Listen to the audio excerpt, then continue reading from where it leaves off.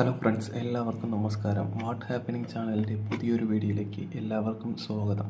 ഇന്ന് 2026 മെയ് 7-ാം തീയതി വ്യാഴാഴ്ചയാണ്. ഇന്നത്തെ ദിവസത്തിൻ്റെ പ്രധാനപ്പെട്ട അറിയിപ്പുകൾ എന്തൊക്കെയാണെന്നാണ് ഈ ചാനലിലൂടെ നിങ്ങൾക്ക് പങ്കുവയ്ക്കാൻ പോകുന്നത്. ഇന്നത്തെ പോലെ തന്നെ നാളെയും വരും ദിവസങ്ങളെയും പ്രധാനപ്പെട്ട അറിയിപ്പുകൾ അറിയുവാൻ വേണ്ടി ഈ ചാനൽ ഇപ്പോൾ തന്നെ സബ്സ്ക്രൈബ് ചെയ്യുക. ഈ ചാനലിലൂടെ കേരളത്തിലെ എല്ലാ ദിവസവും നടക്കുന്ന പ്രധാനപ്പെട്ട അറിയിപ്പുകളും പെൻഷൻ പദ്ധതികളായ കിസാൻ സമ്മാൻ നിധി, സ്ത്രീ സുരക്ഷാ പെൻഷൻ, ക്ഷേമ പെൻഷൻ, വാർദ്ധക്യ പെൻഷൻ എന്നിവയുടെ പുതിയ മാറ്റങ്ങളും പുതിയ തീരുമാനങ്ങളും ഒക്കെയാണ് പ്രേക്ഷകരുമായി പങ്കുവയ്ക്കുന്നത്. അതുകൊണ്ട് എല്ലാ ദിവസത്തെയും പുതിയ അറിയിപ്പുകൾ അറിയുവാൻ വേണ്ടി ഇപ്പോൾ തന്നെ ചാനൽ സബ്സ്ക്രൈബ് ചെയ്യുക.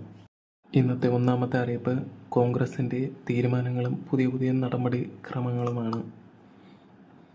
ഇതിനെ തുടർന്ന് ആദ്യമായി ചെയ്യാൻ പോകുന്നത് സഭാകക്ഷി നേതാവിനെ തിരഞ്ഞെടുക്കുകയാണ് ചെയ്യുന്നത്.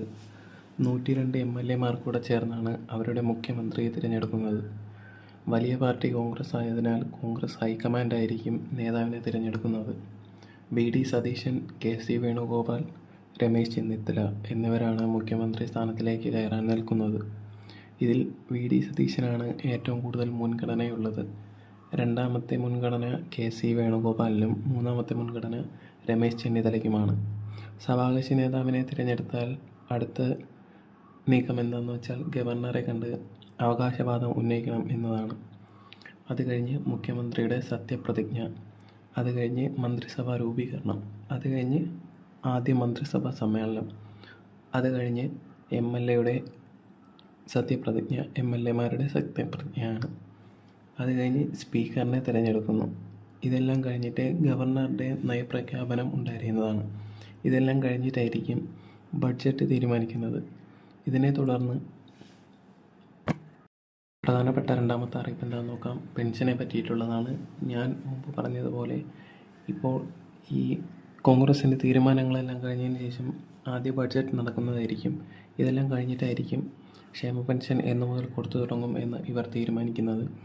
ഇത്രയും ദിവസം കൊടുത്തുകൊണ്ടിരുന്നത് ഇടതുപക്ഷക്കാരായിരുന്നെങ്കിലും പക്ഷേ ഇനി തീരുമാനങ്ങളെല്ലാം ഉന്നയിക്കേണ്ടത് കോൺഗ്രസ്സുകാരാണ്.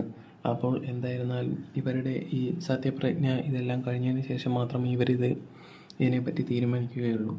അപ്പോൾ എന്തായിരുന്നാലും 20-ാം തീയതിക്ക് ശേഷം മാത്രമേ പെൻഷൻ കൊടുത്തു തുടങ്ങാൻ സാധ്യതയുള്ളൂ. ഇന്നത്തെ പ്രധാനപ്പെട്ട അറിയിപ്പ് നിങ്ങൾക്ക് ഉപകാരമായി എന്ന് വിചാരിക്കുന്നു. ഇന്നത്തെ പോലെ തന്നെ വരും ദിവസങ്ങളിലെയും പ്രധാനപ്പെട്ട അറിയിപ്പുകൾ ലഭിക്കുവാൻ വേണ്ടി ഈ ചാനൽ ഇപ്പോൾ തന്നെ സബ്സ്ക്രൈബ് ചെയ്യുക.